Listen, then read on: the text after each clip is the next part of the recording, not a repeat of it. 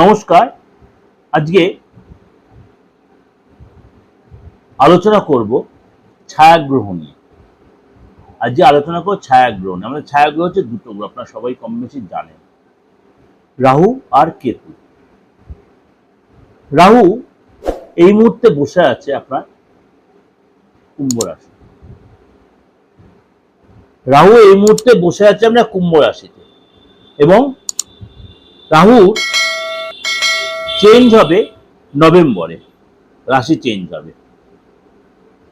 আমরা জানি ছায়াগ্রহ রাহু এবং কেতু সবসময় রেট্রোগেট ভাবে তার গতি পরিবর্তন করে, অর্থাৎ কুম্ভ থেকে মকরে যাবে, সেটা নভেম্বর মাসে। কিন্তু নক্ষত্র রয়েছে শতভিষা নক্ষত্র। রাহু তার শতভিষা নিজের নক্ষত্রেই রয়েছে। রাহু তার শতভিষা মানে নিজের নক্ষত্রে রয়েছে, অর্থাৎ দ্বিতীয় চরণে রয়েছে। দ্বিতীয় চরণে সেখান থেকে রাহু চেঞ্জ হবে কবে? 31শে মে। 31শে মে রাহু তার দ্বিতীয় চরণ থেকে চেঞ্জ করে প্রথম চরণে, অর্থাৎ রাহু যেহেতু রেট্রোগেট ভাবে চলছে, অর্থাৎ বিপরীতমুখী হয়, বক্রী ভাবে। রেট্রোগেট মানে হচ্ছে বক্রী অবস্থা।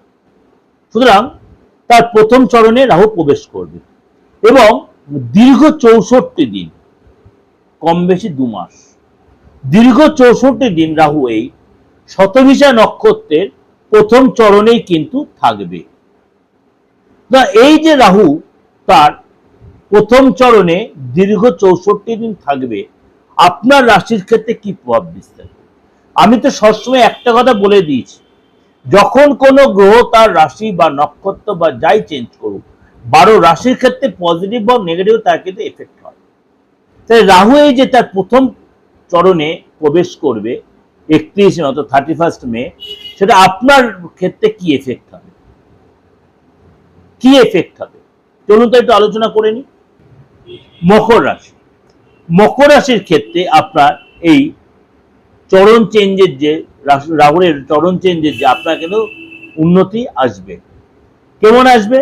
আপনার মধ্যে ইতিবাচক একটা প্রভাব পড়বে, আয় বাড়বে। আপনি যে মার্কেটে যে ঋণ নিয়েছিলেন, সেই ঋণ যে শোধ করতে পারছেন, একটা ঋণ শোধ করার জায়গা তৈরি হবে। পুরনো কোনো ইচ্ছা আপনার পূরণ হবে, অতিরিক্ত উপার্জনের রাস্তা আপনার খুলে যাবে।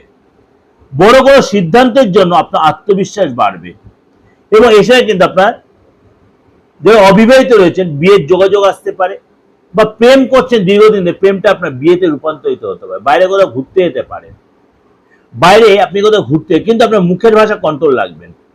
মুখের ভাষার জন্য সুসম্পর্ক নষ্ট হয়ে যেতে পারে কিন্তু, এবং আপনি ভুল করে রিলেশনে জড়িয়ে পড়তে পারেন, ফ্যামিলিতে একটু তর্ক বিতর্কে জড়িয়ে পড়তে পারেন, ফ্যামিলিতে একটু ফ্যাক্টর হতে পারে। এবার বলবে, আপনি তো বললেন দাদা যে এতগুলো গ্রহ জমছে, তখন তো ফ্যামিলিতে ভালো হবে। আমি যেটা রাহুটা বলছি ওটা আলাদা, যে নেগেটিভটা ওটা পজিটিভ ক্ষেত্রে কিন্তু অনেকটাই তার পরিবর্তন হয়েছে, অর্থাৎ নেগেটিভ ভাবটা অনেকটাই কেটে যাবে। রাহুর এই নেগেটিভ ভাবটা, ফ্যামিলি ক্ষেত্রে প্রভাবগুলো, নেগেটিভ ভাবটা অনেকটাই পজিটিভ, যে গ্রহ রাশির চেঞ্জে বলেছিলাম রাজযোগের কারণে, সেটা অনেকটাই আপনি তার পজিটিভ প্রভাবটা পাবেন। কারণ আপনার সেকেন্ড হাউসে রয়েছে রাহু, আপনার সেকেন্ড হাউসে রয়েছে রাহু, তার চরণ যখন চেঞ্জ হচ্ছে শতভিষা নক্ষত্রের প্রথম চরণে, আপনার যে অনেক ক্ষেত্রে পজিটিভ হবে, অনেক ক্ষেত্রে আটকে থাকা কাজ আপনি তুলতে, আপনি প্রতি সমাধি লাভের জায়গা তৈরি হবে। কিন্তু কোনো কোনো সময় আপনি ফ্যামিলিতে দেবে একটা মিসআন্ডারস্ট্যান্ডিং হতে পারে, ভুল বোঝাবুঝি হতে পারে, আপনার কথা ভুল ব্যাখ্যা হতে পারে, কে আপনার এগেইনস্টে একটু খুনসুটি করতে পারে, কান ভাঙাতে পারে। ফ্যামিলি অনেক মেম্বার এরকম হতে পারে, যৌথ ফ্যামিলি হলে।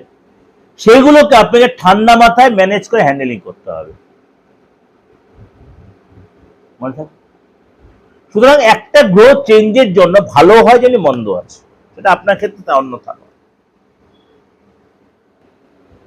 যে যদি দেখছেন কোনো ফ্যাক্টর হচ্ছে, বিশেষ করে নেগেটিভ, আপনি আসছে ভরসা করেন, বিশ্বাস করেন, কারোর সাথে কনসাল্ট করবে, প্রপার গাইড দেবে, প্রপার রেমেডি দেবে, আপনি সেখান থেকে অনেকটাই রিকভারি করতে পারবেন। আর আমার সাথে দেখা করতে হলে আমার আদি এবং অপরিবর্তিত যে ফোন নাম্বার দুটো, 8910733325, 9433960106 ফোন করে আপনি দেশে বিদেশে যেখানেই থাকুক আপনি যোগাযোগ করে নিতে পারবেন। ভালো থাকবেন, নমস্কার।